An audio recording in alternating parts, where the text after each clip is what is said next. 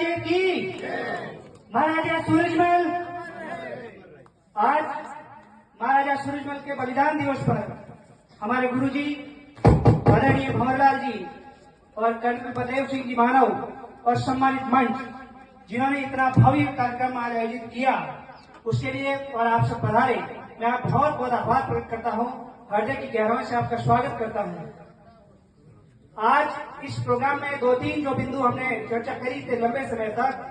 एक ऊपर रखा है महाराजा सूरजमल का बलिदान दिवस हमने मनाया और किसान काल दर्शक कैलेंडर का विमोचन हमने किया और सामाजिक जो है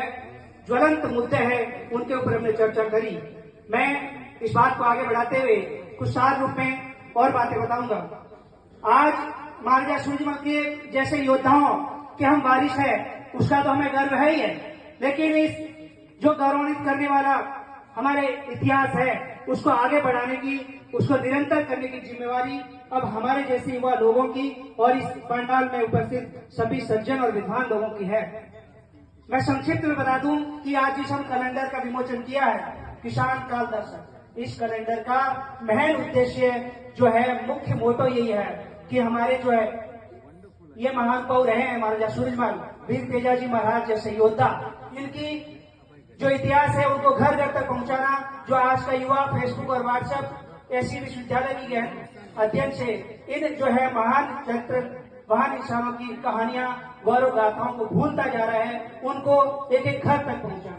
ये कैलेंडर अब इसका 8वां संस्करण का आज हमने विमोचन किया है 2024 में, जिसके संरक्षक आदरणीय भंवरलाल जी बने हैं। मैं संक्षिप्त में और बता दूं कि ये कैलेंडर एक दिन की उपज नहीं है, इसमें बहुत ज्यादा मेहनत और बहुत ज्यादा विचार की लगता है। मैं आदरणीय भंवरलाल जी को बता दूं, इससे पहले मैं और बताऊंगा कि आज यहाँ बात हुई थी चरित्र की, संस्कारों की, तो किस तरीके से संस्कार शिविरों के माध्यम से निकले एक युवा बच्चे, युवा टीम जो है उन्हीं के सफल प्रयासों से कारवां शुरू हुआ। जब ये संस्कार शिविर चलते थे, पूरे भारत के 5 से 10 जो नॉर्थ इंडिया है उसके स्टेट से बच्चे शामिल होते 300-400 की गैदरिंग में, और हम लोग 5 दिन तक वहां पे बिना मोबाइल फोन और इस सम्मानित मंच के महानुभावों की तरह ही उनमें संस्कार शिविर और कैरियर काउंसलिंग के माध्यम से बड़े हुए निकले हैं। मैं उन्हीं के एक उपज हूँ। मैं ये मान लूं कि सिर्फ मेरा अध्ययन और मेरे माता पिता, मेरी फैमिली की वजह से हूँ तो ये कतई सही नहीं है। आज ऐसे सेमिनारों की वजह से, संस्कार शिविरों के माध्यम से और इस संगोष्ठियों के माध्यम से जो मिला है, उनका भी मेरे व्यक्तित्व निर्माण में और इस पद के लिए उनका बहुत बड़ा योगदान है। इसलिए मैं इस समाज का ऋणी और आभारी तो हमेशा रहूंगा ही, लेकिन इसको आगे बढ़ाने के लिए सख्त संकल्प हूँ। ये जो संस्कार शिविर के बच्चे हमारी युवा टीम थी, उन्होंने 2017 में भंवरलाल जी को बता दूं गुरुजी कि वीर तेजाजी के भक्त शहीदों के सम्मान में वीर तेजाजी के भक्त मैदान में ऐसा करके एक यात्रा निकाली। जब यात्रा निकाली तो बहुत बड़े व्यवधान, आपको पता है, विद्यार्थियों के साथ आते हैं, कैसे वो सफल होगी, क्या इसका इंजाम होगा, लेकिन जो कहते हैं कि अच्छा काम करते हैं तो अच्छे लोग अवश्य मिल जाते हैं। कार्यक्रम शुरू किया